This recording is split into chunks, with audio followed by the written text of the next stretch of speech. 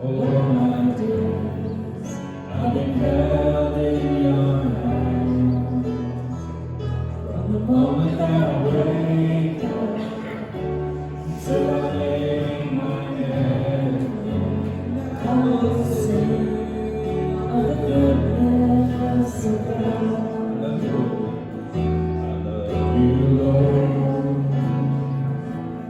For your mercy never fails me. All my days I've been held in your hand. From the moment that I wake up till I lay my head, and I will sing of the goodness of God. All my life you have been faithful. All my life you have been so, so good. With every breath that I am able, I will sing of the goodness of God. I love your voice. You have led me through the fire. In darkest night, you are close like no other. I've known you as a father, I've known you as a friend, and I have lived in the goodness of God. All my life you have been faithful. All my life you have been so, so good. With every breath that I am able, I will sing of the goodness of God. Your goodness is running after me. Your goodness is running after me. And now I think I'm surrendered now. I give you everything. Your goodness is running after me. Your goodness is running after me. Your goodness is running after me. When my life laid down and surrendered now, I gave you everything. Your goodness is running after me.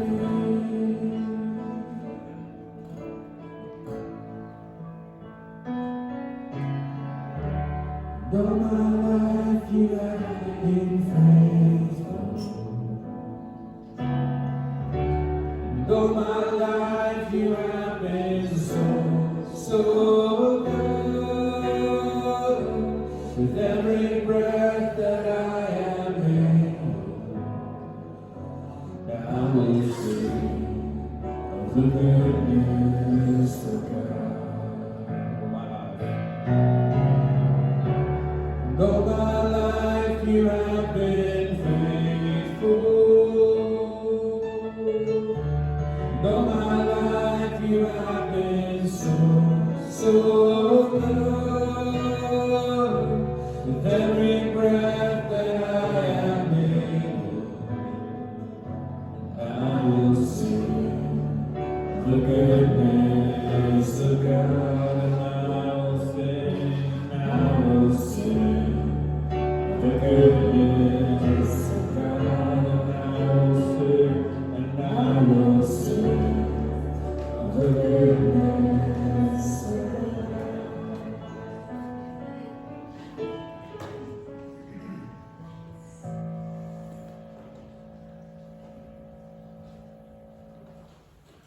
The peace of the Lord be with you.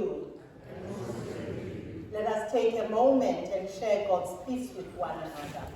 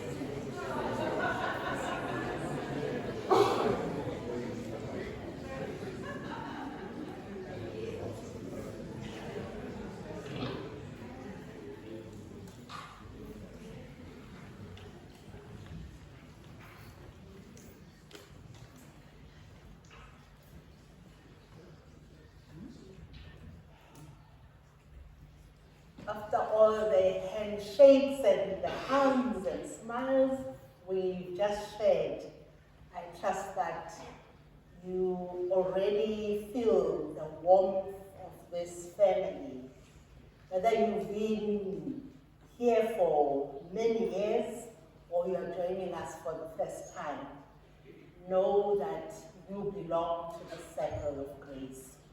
So friends, let's settle our hearts, take a deep breath, and know that each one of us is welcome, deeply and sincerely.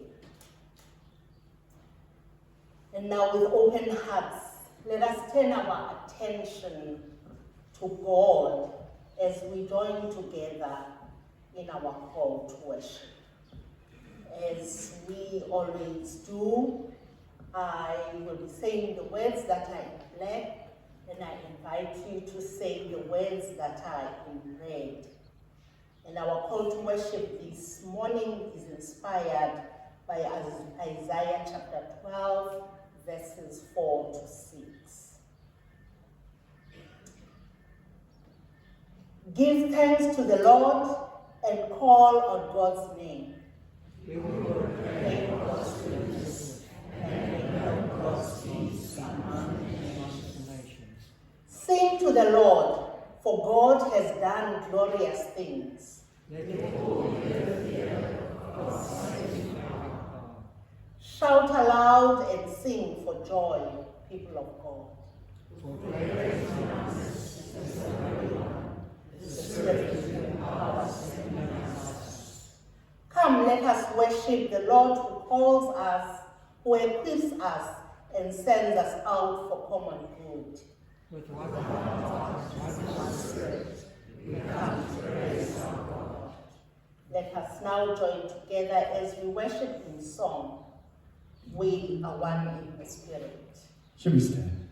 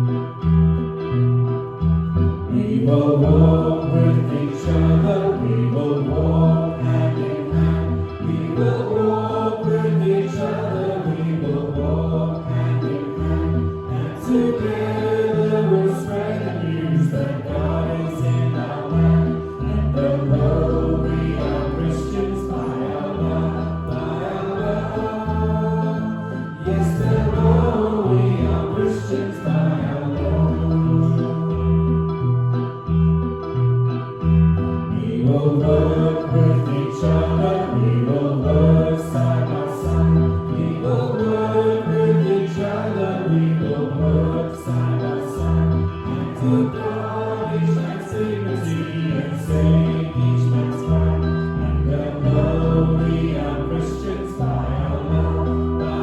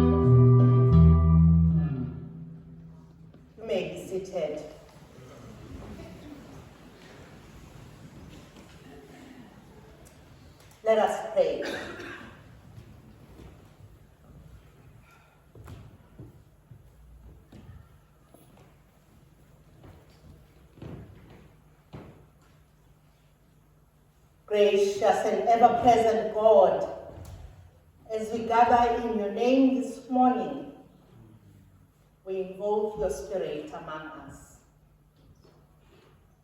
We know you are present with us, but we feel it is necessary for us to say, "Come, Holy Spirit, quiet our hearts, open our minds, and draw us into the fullness of your presence." Gracious God, we offer this time to you, trusting that you meet us with mercy and with grace, with strength.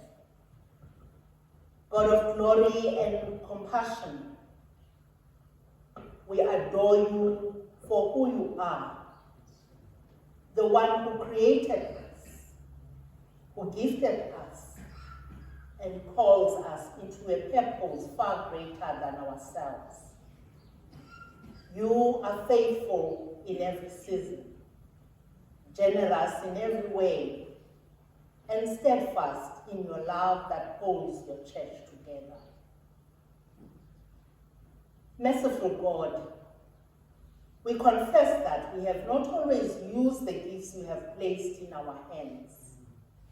At times we have hidden them out of fear, held back out of doubt, or turned inward when you called us to serve outwardly.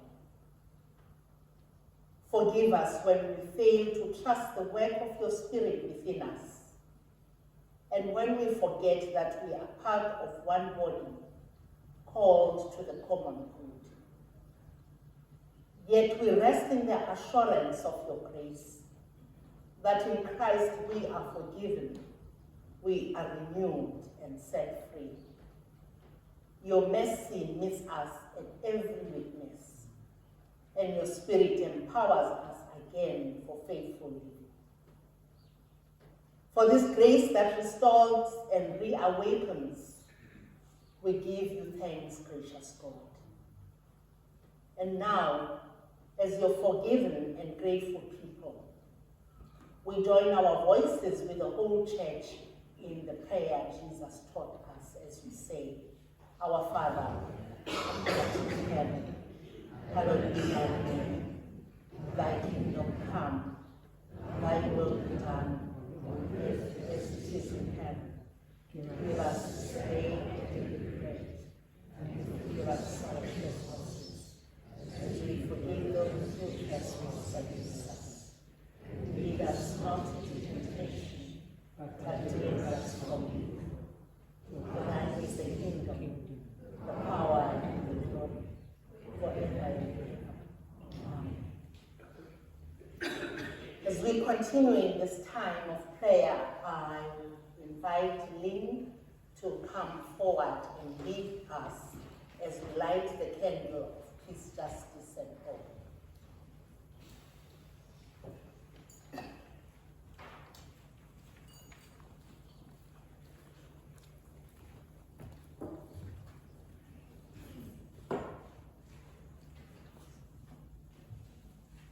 Good morning. Life throws us many curveballs and crossroads and unexpectedly difficult decisions that need to be made. Is there anyone here that knows all the answers to life? You can put your hand up. The question highlights the universal truth that life is filled with challenges for everyone. It prompts us to consider what enables us to cope with these obstacles when they arise.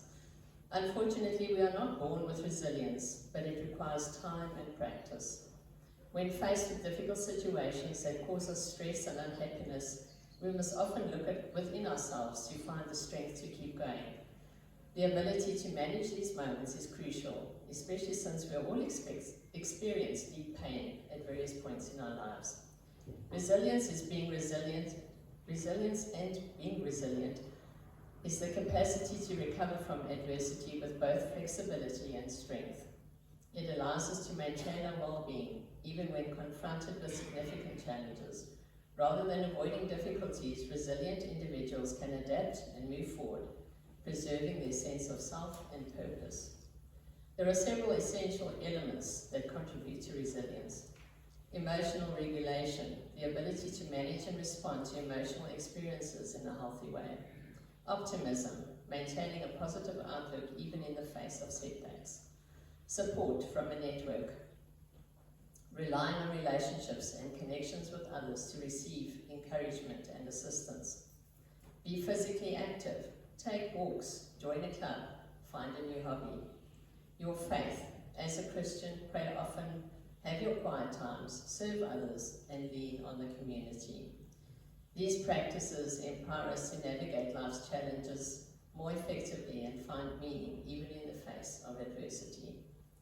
So we light the candle this morning for anyone struggling to find hope and resilience in their life today.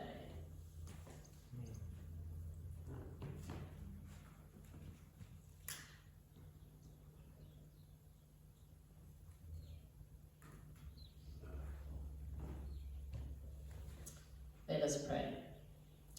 Heavenly Father, I come to you with a grateful heart, thankful for the strength and resilience you have bestowed upon me.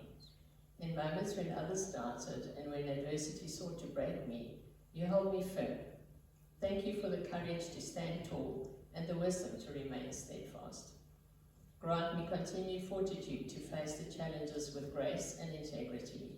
May I always reflect your light, even when others misunderstand or oppose me. Let my actions be a testament to you, to your unwavering support and your unshakable faith in me. In your holy name I pray. Amen. Let us say the prayer for Africa together. God bless Africa, protect our children, transform our leaders, heal our communities, and give us peace. For Jesus Christ's sake. Amen.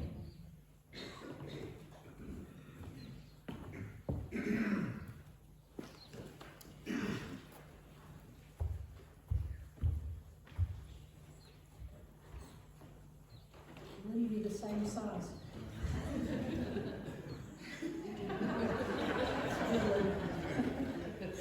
Morning, everybody. Do we have any visitors with us here?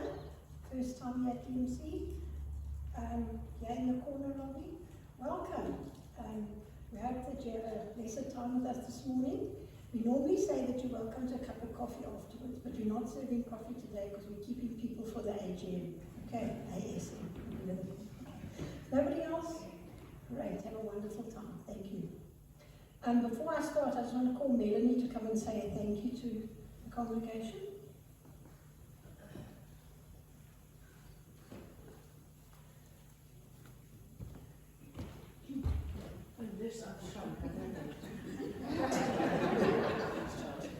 Hi everybody, good morning.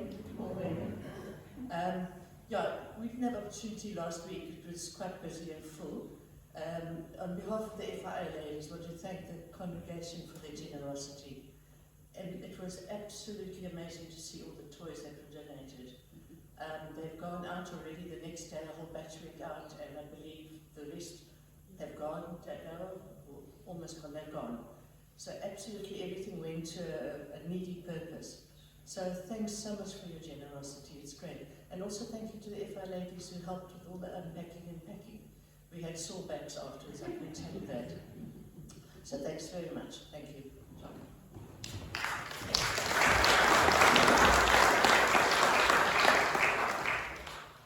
Right, to begin with, there's a lot of notices this morning. We have our annual Christmas outreach approach, so any donations to fill the little goodie bags, please drop those off either at the office or with Yvonne or Sandra.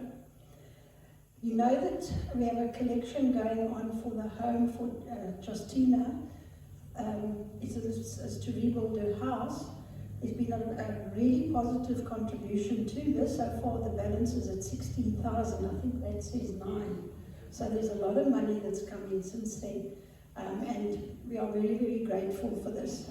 If you would rather make a contribution in cash, just put it into an envelope with your name and the purpose of that donation so that it can be put into the appropriate places. Christmas carols and fellowship, very exciting time coming up, the 30th of November. The 9 o'clock service turns into a Christmas carol service. Yvonne will be in her element. There's going to be the Sunday school involvement. We're going to give you a boerewors role, and there's going to be a lot of fellowship. We had some of the shepherds, was it the shepherds or the sheep go missing last year? I don't know, some of the sheep. Thank you. If you have a gazebo, please bring it along because we know it's going to be a hot day. And then speak to Charles for any other involvement. Very exciting news. Our very first Sunday evening reflection service is happening tonight at 6 o'clock. And this is going to be the beginning of developing this into a Sunday evening service.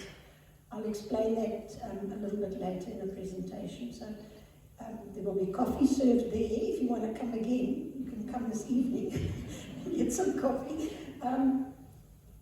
Please support us in prayer too. We're very excited about that. We have birthdays. Mandy, please give Aidan a hug. Where's Mandy?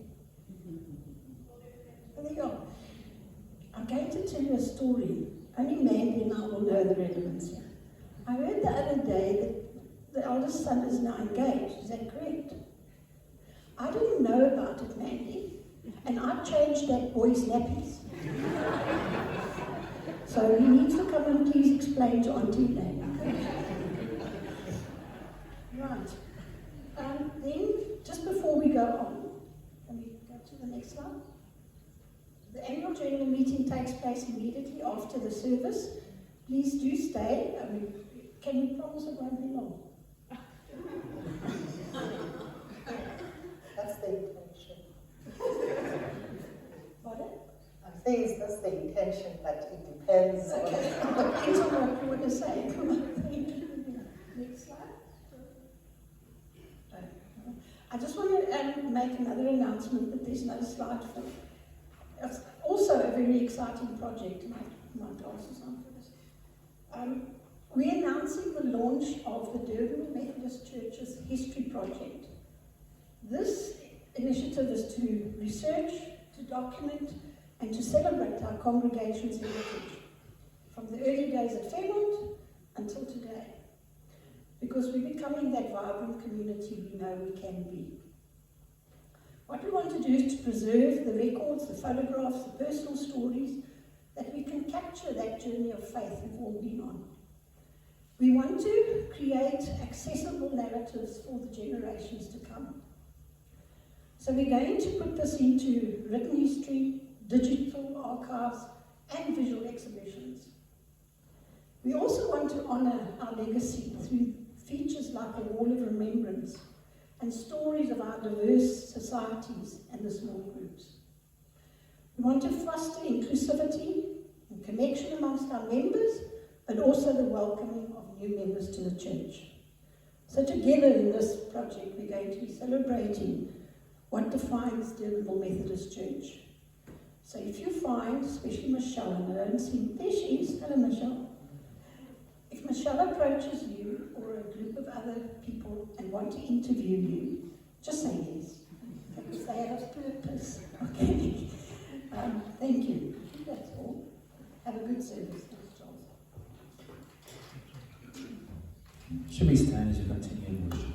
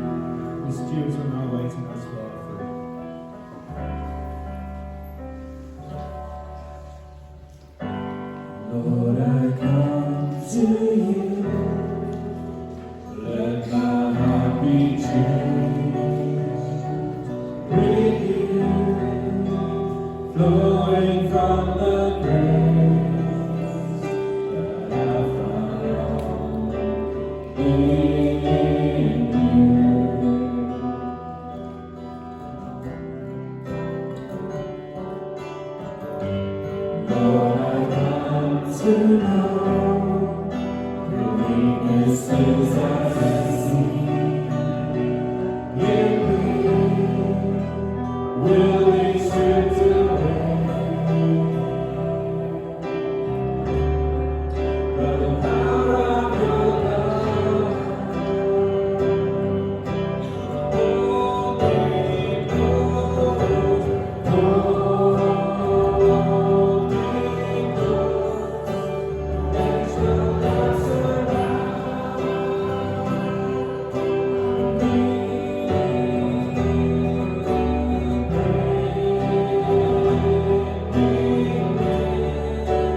Draw me to your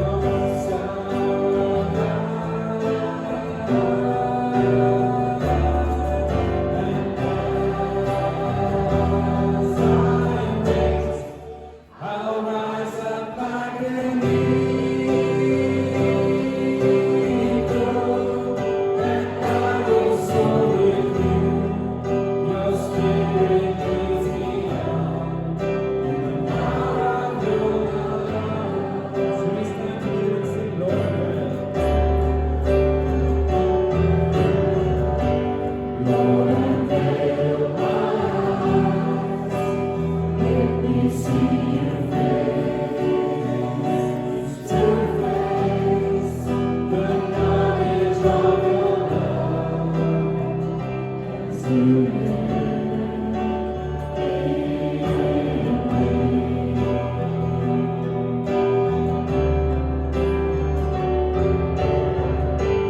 Lord, renew my mind as your will unfolds in my life, in living every day. The power of your love, hold me close, hold me close. Let your love surround me.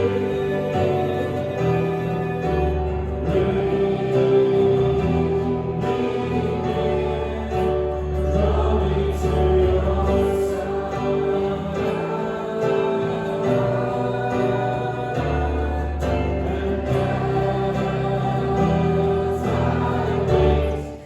I'll rise up like an eagle, and I will soar with you. Your spirit leads me on in the power of your love. Hold me close, hold me close. Let your love surround me. Bring me in. Draw me to your side.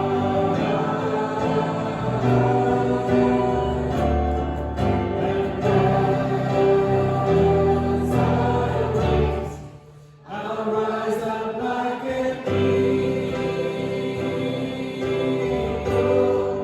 and I will soar with you. Your spirit leads me on in the power of your love. And I will soar with you. And I will soar with you. Your spirit leads me on in the power of your love.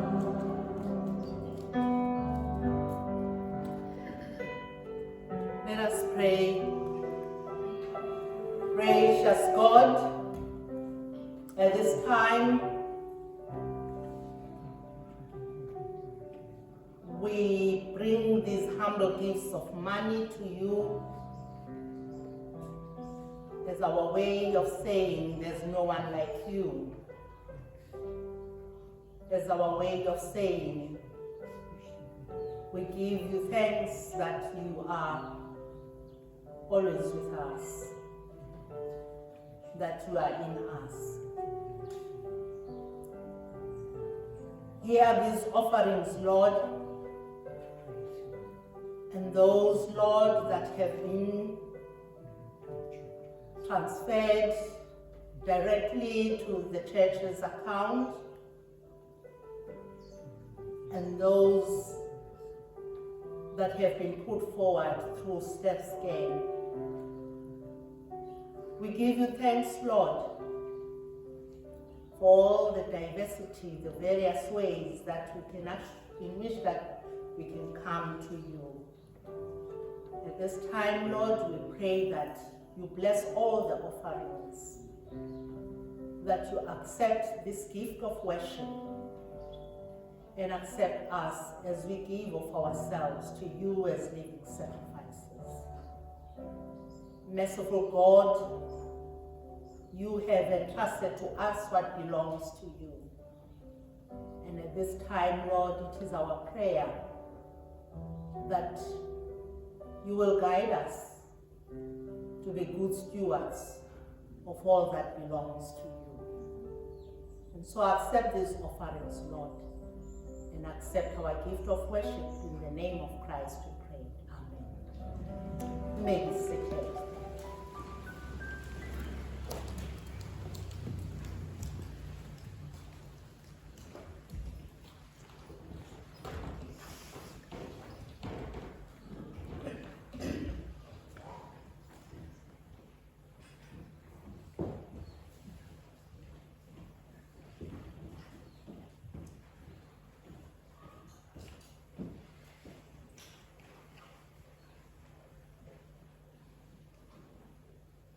As I invite Zelda to come forward to read this morning's scripture reading, let us take a moment in prayer. Wise God, here we are. We long to hear you. Speak to us, Lord. Help us to understand. Help us, Lord, to not hear just for knowledge, but that what we hear may transform us individually and as a community. Speak, Lord, we are listening. Bless Helga as she ministers to us at this time, and bless us all as we listen together. In the name of Christ we pray. Amen. This morning we have one scripture reading. It is from the first letter to the Corinthians, chapter 12, and we will read the first 11 verses. 1 Corinthians chapter 12, verses 1 to 11. Now, about spiritual gifts, brothers, I do not want you to be ignorant. You know that when you were pagans, somehow or other, you were influenced and led astray to dumb idols. Therefore, I tell you that no one who is speaking by the Spirit of God says Jesus is cursed. And no one can say Jesus is Lord except by the Holy Spirit. There are different kinds of gifts, but the same Spirit. There are different kinds of service, but the same Lord. There are different kinds of working, but the same God works all of them in men. Now to each one, the manifestation of the Spirit is given for the common good. To one, there is given through the Spirit the message of wisdom. To another, the message of knowledge by means of the same Spirit. to another, faith by the same Spirit, to another, gifts of healing by that one Spirit, to another, miraculous powers, to another, prophecy, to another, distinguishing between spirits, to another, speaking in different kinds of tongues, and to still another, the interpretation of tongues. All these are the work of one and the same Spirit, and he gives them to each one just as he determines. Hear the word of the Lord.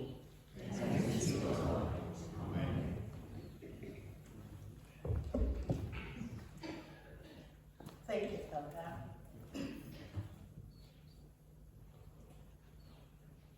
Friends, the passage Elder just read is part of a heartfelt letter from Paul to the early church in Corinth. Words meant to guide, to challenge, and to comfort the church. In many ways, Corinth was not so different from Cape Town. It was a bustling port city shaped by trade, diverse cultures, competing voices, social inequality, and deep contrasts between wealth and poverty. It was a place of great opportunity, but also great pressure, where people often pursued their own interests. Like Corinth, Cape Town invites us to navigate its tensions with wisdom, with compassion, and a vision for shared flourishing. Paul saw how the church was influenced by its environment and wrote this letter to give them understanding and direction.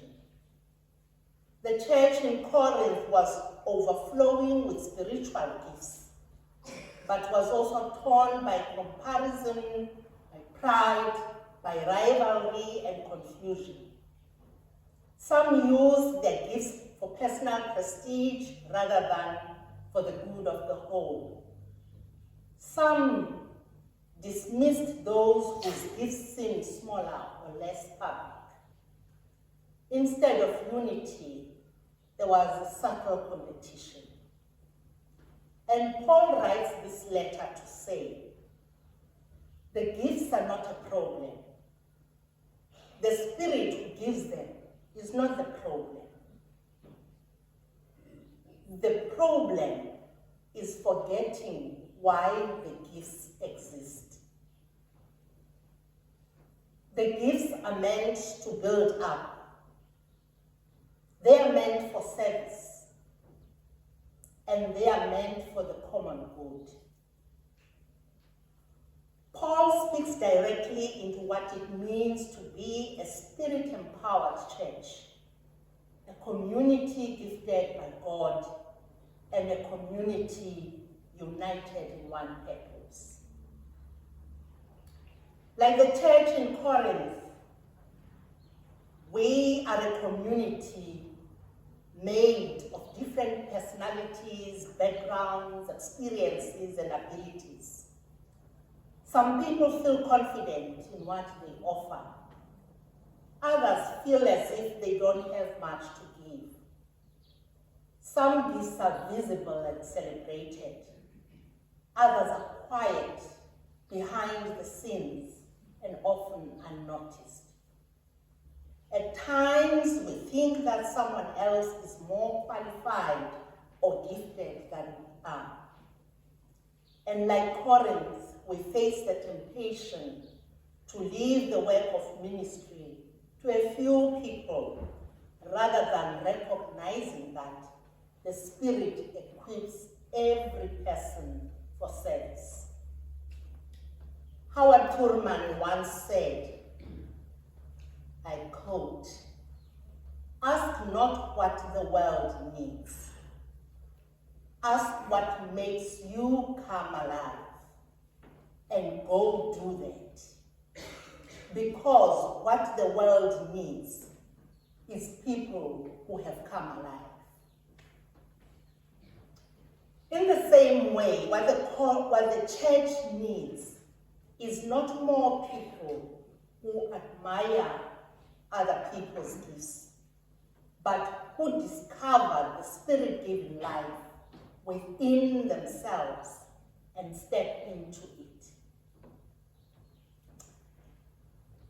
As he begins this chapter, Paul says, concerning spiritual gifts, I do not want you to be uninformed. He wants them and us to understand three truths. The first one is the same Spirit distributes different gifts. And Paul lists a number of gifts. And his point is not to provide an exhaustive list, but to make it clear that no gift is self-generated. We do not choose our gifts, we receive them. We do not manufacture our strengths. The Spirit cultivates them in us. Secondly, the same God works through every kind of service. This means no ministry is insignificant.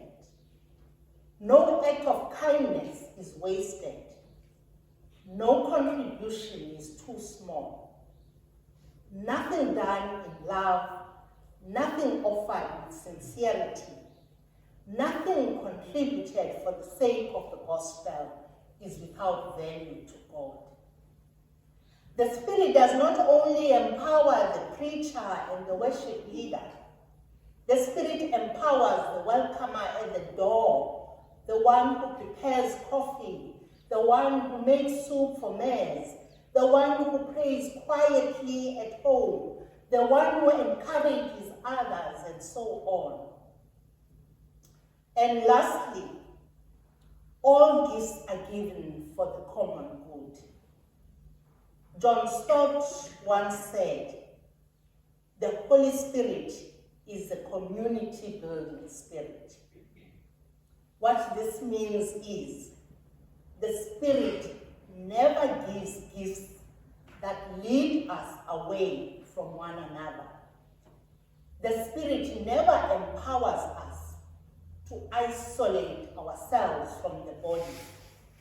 The Spirit never blesses us for our own benefit alone. The gifts of the Spirit are always meant to strengthen the whole community. Friends, when gifts are unused, the body of Christ suffers. Many churches struggle because many people do not use their gifts. Paul reminds us that not using our gifts is not a small matter. Because when a person withholds their gift, they're not just depriving the church of help, they are withholding the way God desires to work through them. God has placed gifts in each one of us. Some convince themselves that others can do it better. Yet the Spirit continues to empower each one of us in every season of our life and in every circumstance. When we don't use our gifts, we withhold the very way God desires to work through us. There's a story about a man who inherited his grandfather's old house. While cleaning the attic, he found an old violin in a dusty case, and he knew nothing about violins and assumed it had no value. For many years, it stayed there unplayed and forgotten. And one day, a friend who knew about musical instruments visited. He opened the dusty case, looked at the violin, and gasped, "Do you know what you have here? This is a finely crafted violin.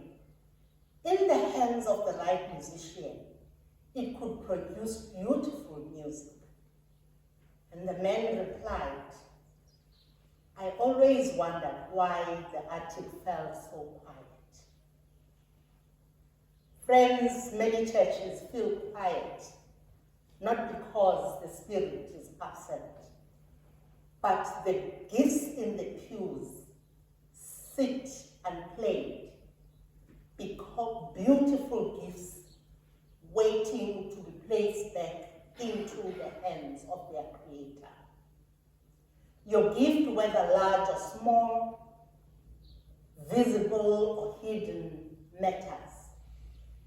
It is part of the music God wants to play in this community and in the world that He has created and loves dearly. As you have already heard, we'll be having our annual society meeting immediately after this time of worship. We do not gather merely to tick items off an agenda. We gather to ask, what has the Spirit done among us this year? What gifts have we seen at work?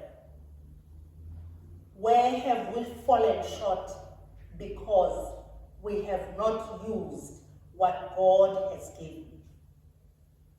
What new possibilities is the Spirit opening for us?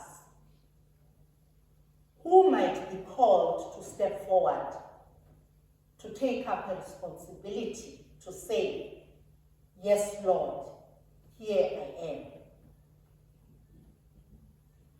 Friends, the church becomes alive when its people come alive. A church becomes strong when its people step into the gifts God has placed in them. A church becomes united in purpose when all its members contribute to the common good. Do not say someone else will do it. Do not say, "I have nothing to offer." If you are alive today, the Spirit has work for you today. And so as I conclude, I would like to say the message Paul gave to the church in Corinth is the message God gives us today. You are gifted. You are empowered. You are needed. You are part of God's purpose for this community. And so as we look back with gratitude and look forward with hope, may we do so knowing this truth. The Spirit who empowers us is the same Spirit who unites us. The Spirit who gives gifts is the same Spirit who gives purpose. And the Spirit who began a good work in us will bring it to completion. And so may the Spirit give each of us the courage to offer our gifts and the joy of knowing that through us, God's work continues. Amen. Thank you, Brother.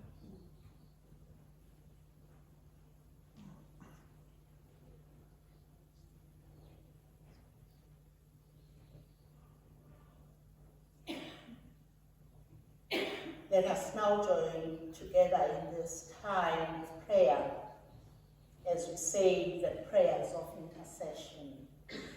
And I invite you to respond to each prayer where I say, Spirit of God, that you respond with the words that say, hear our prayer. Let us pray. Gracious God, you have poured out your Spirit upon your church, giving gifts for service and strength for every seed. We bring before you the needs of your people and the cries of our world. We pray for your church here at DMC and throughout the world. Unite us in purpose. Deepen our love for one another and empower us to use our gifts faithfully. Where we are weary, renew us. Where we are hesitant, embolden us. Where we are divided, reconcile us. Spirit of God, hear. We pray for the homes and families represented among us, for those facing illness, those facing loneliness, grief or financial strain. We pray that you bring comfort, that you bring healing and hope. Where relationships are under pressure, restore peace. Where burdens are heavy, give strength. Where people feel unseen, remind them that you hold them close. Spirit of God. We lift before you the challenges of our nation. We pray especially for the provinces where heavy rains, thunderstorms, and flooding are expected. Protect the vulnerable. Shield those in unsafe conditions. And strengthen rescue and emergency teams. May communities come together with compassion and generosity in this time. Spirit of God.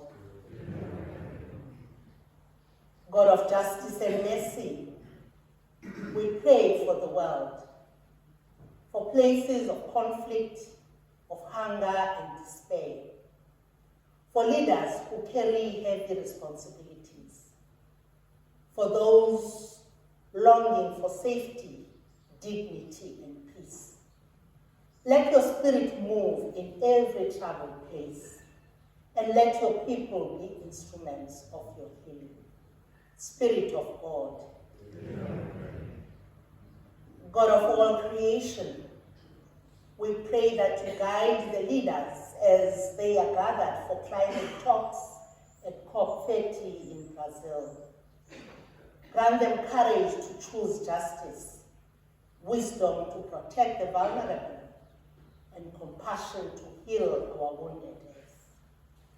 May their decisions sow hope for generations to come. Spirit of God.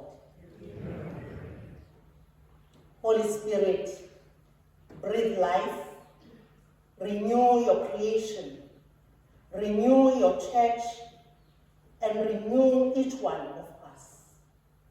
Give us courage to step into the purposes you have set before us, and us ready to serve for the common good. Gather all our prayers, those that have been spoken and those that are unspoken, and make them signs of your love at work among us. Through Christ our Lord we pray. Amen.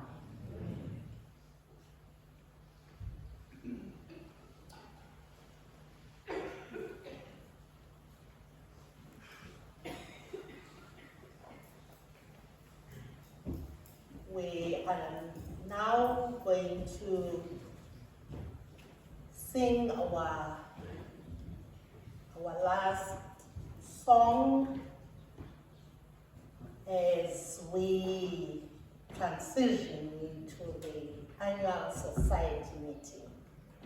And we we will share the benediction at the end of the annual society meeting.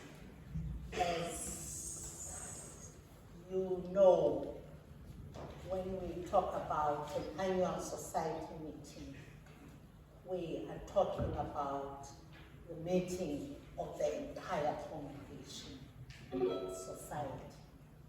So all of us are actually members of the annual society. And I would encourage you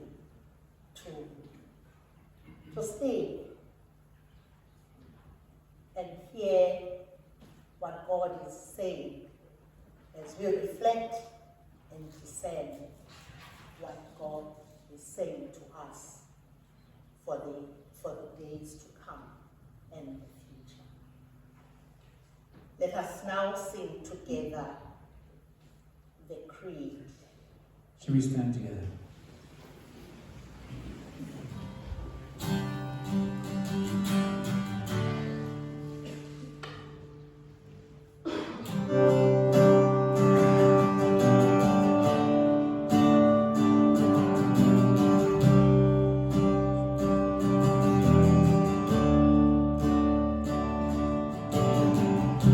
Our Father everlasting, we all created in